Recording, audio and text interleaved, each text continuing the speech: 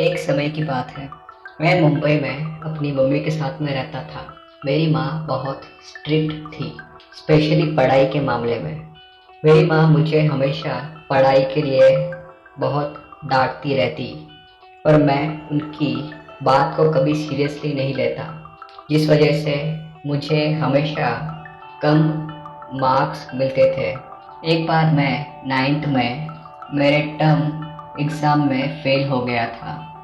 Fail होने के बाद मेरी माँ ने मुझे बहुत चिल्लाया और पढ़ाई पर ध्यान देने के लिए कहा, पर मैं बहुत ज़िद्दी था। मैं उनकी बातों को वैसे ही सीरियसली नहीं लेता। टाइम बीतता रहा। एक समय की बात है, जब मेरे फाइनल एग्ज़ाम आने वाले थे। मेरी माँ ने मुझे पढ़ाई करने के लिए कहा, पर मैं उनकी बातों को अनसुना कर खेलने चले जाता था। यह कुछ 3 से 4 बार हुआ। इस बात से मेरी माँ बहुत गुस्सा हो गई थी मुझसे।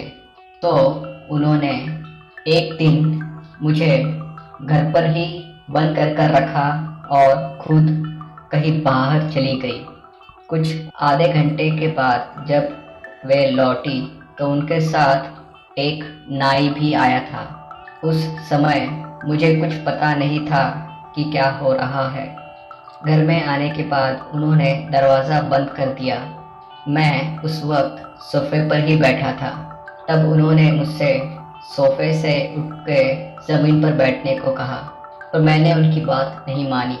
तब वे गुस्से में आकर मुझे एक ज़ोर से तमाचा मारा। मैं काफ़ी डर गया था, क्योंकि उन्होंने मुझ पर कभी हाथ नहीं उठाया था। तो मैं भी चुपचाप जाकर ज़मीन पर बैठ गया। फिर उस नाई ने अपने बैग से एक सफ़ेद कपड़ा निकाला और मेरी चारों ओर बांधने लगा। मुझे ये तो पता चल गया था कि ये नाई है और ये यहाँ पर शायद मेरे बाल काटने ही आया है, पर मैं काफ़ी डर गया था, तो मैंने कुछ नहीं कहा। फिर उस नाई ने अपने बक्से से पानी की बोतल निकाली और मेरे बालों पर छिड़कने लगा।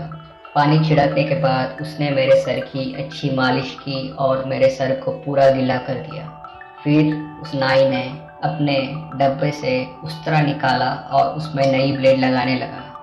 उस्तरे को देखते ही मेरी सांसें फूलने लगी।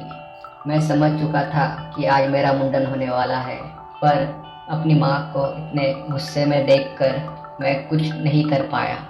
फिर उस हजाम ने मेरे सर को थोड़ा नीचे झुकाया और उस्तरा चलाना शुरू किया। जैसे ही उसने 2 से 3 बार उस्तरा मेरे सर पर चलाया, तब मेरी माँ ने उस हजाम से कहा कि इसे पूरा टकला मत करो, बस इसके सर के बीचों बीच एक बड़ा सा गोल टकला कर दो, बाकी के बाल ऐसे ही रहने दो। ये सुनते ही मैं रोने लगा और अपनी माँ की ओर देखने लगा, पर मेरी माँ पर इसका कोई असर नहीं पड़ा और उस हजाम ने भी मेरे सर को ज़बरदस्ती नीचे झुकाया और उस तरह चलाने लगा। अब वो हजाम उस तरह ऊपर से नीचे की ओर चलाता, पर आधे रास्ते पर आके रुक जाता। ऐसा कर करके उसने मेरे सर के ऊपर का आधा हिस्सा पूरा टकला कर दिया था। फिर उसने मेरे सर को थोड़ा और झुकाया और उसी तरह पीछे भी आधे हिस्से तक उस तरह चलाकर मुझे टकला करने लगा। अब मेरे सर से सारे बाल कभी सामने की ओर गिरते तो कभी पीछे की ओर। एक बार मेरे सर पर उस तरह चलाने के बाद हजाम ने मेरी माँ से पूछा, ये ठीक है कि और भी कुछ करना है? तब मेरी माँ ने कहा, एक काम करो, इसके सर पर 3 से 4 बार और उसका चला दो। इसके फाइनल एग्जाम्स आने तक इसके सर पर एक भी बाल उड़ना नहीं चाहिए।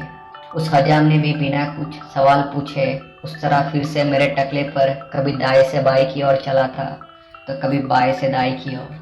उसने मेरे सर पर कुछ 3 से 4 बार उस तरह चलाकर मेरे टकले हुए हिस्से को एकदम चिकना कर दिया था। इतना चिकना कि मानो उस पर कभी बाल ही ना थे। जब उसने मुझे आधा टकला कर दिया, तब फिर से मेरी माँ को पूछा, अब यह ठीक है? तब मेरी माँ ने मेरे सर पर हाथ फिराया और कहा, हाँ, इतना चिकना ठीक है। फिर उस हजाम ने सारे नीचे गिरे हुए बालों को साफ किया और कपड़ा निकाल दिया और फिर पैसे लेकर घर से चला गया। इसके बाद मेरी माँ ने मुझसे कुछ नहीं कहा, क्योंकि उन्हें पता था मैं ऐसी हालत में बाहर तो जाऊंगा नहीं, तो मेरे पास कोई ऑप्शन नहीं था सिर्फ घर पे बैठने के अलावा। उस दिन मैं पूरे दिन रोता रहा।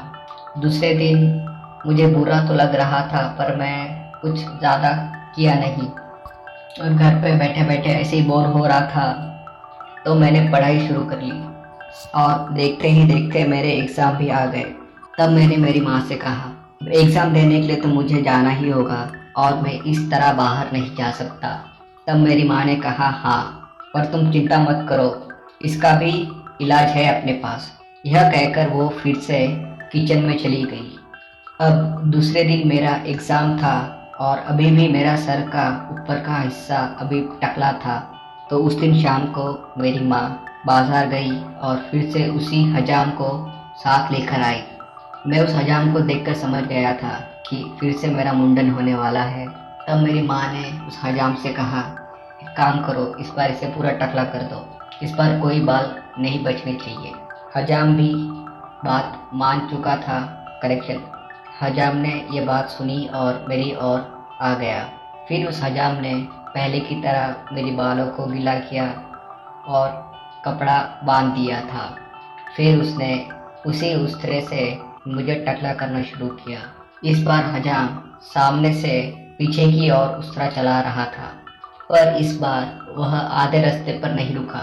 सारे बाल साफ होने तक उस तरह चलाता रहा। इसी तरह उसने कुछ 3 से 4 बार मुझे पीछे से उस तरह चलाकर टकला किया, फिर सामने की ओर से भी टकला करना शुरू कर दिया। धीरे धीरे मेरे सर के सारे बाल जमीन पर गिर रहे थे और देखते ही देखते मैं सामने से भी पूरा टकला हो चुका था। फिर उस हजाम ने मुझे दाई ओर से टकला करना शुरू किया और जब दाई ओर से मैं पूरा टकला हो चुका था तब बाई ओर से भी टकला कर दिया। अब मेरे सर पर एक भी बाल नहीं था। पर इस बार हजाम ने मेरी माँ से कुछ पूछा नहीं और फिर से पहले की तरह उस तरह दाएं से बाएं ऊपर से नीचे चलाने लगा, मेरे टकले को और भी चिकना करने के लिए। तो कुछ 15 से 20 मिनटों में उस हजाम ने मुझे पूरा टकला कर दिया था और मेरे टकले को भी पूरा चिकना कर दिया था। और पहले की तरह उसने सारे बाल समेटे, मेरी माँ से पैसे लिए और चला गया। और मैं भी दूसरे दिन एग्ज़ाम हॉल में जाने के लिए तैयार हो चुका था। आधे टकले से तो पूरा टकला होना ही ठीक था। फिर उस साल की मेरी परीक्षाएं काफ़ी अच्छी गई क्योंकि मैं कहीं बाहर नहीं जा रहा था और सारा वक्त अपने घर बैठा बैठा पढ़ाई कर रहा था। तब मेरी माँ ने कहा, अगर अगली बार तुम्हारे मार्क्स ठीक नहीं आए तो तुम एग्ज़ाम हॉल में भी आधे टकला सर लेके ही जाओगे।